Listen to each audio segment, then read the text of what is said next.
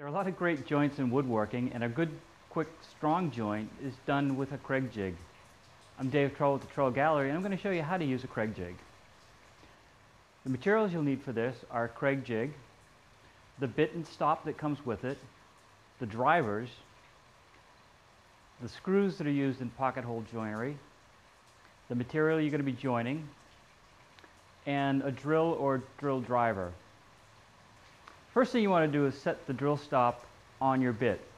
And the jig comes with a built-in setup device that tells you the proper stop for each thickness of wood. Today we're going to be using 3/4 inch stock, and we'll set up the bit for that. Next we're going to go ahead and chuck up our bit into our drill. And then we're going to set our clamping mechanism for the correct thickness of our stock, because we want to hold it in place pretty snug.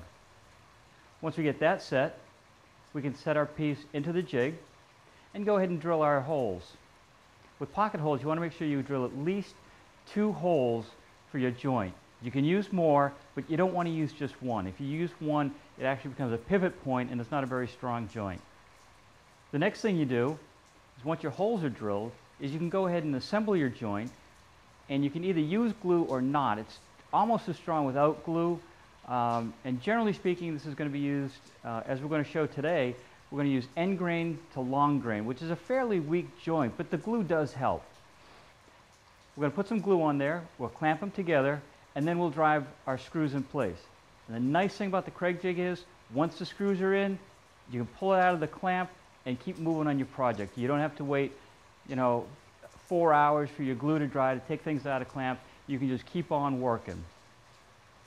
So that's how to use a Kreg Jig. I'm Dave Trull with the Trull Gallery, the fine art of furniture making.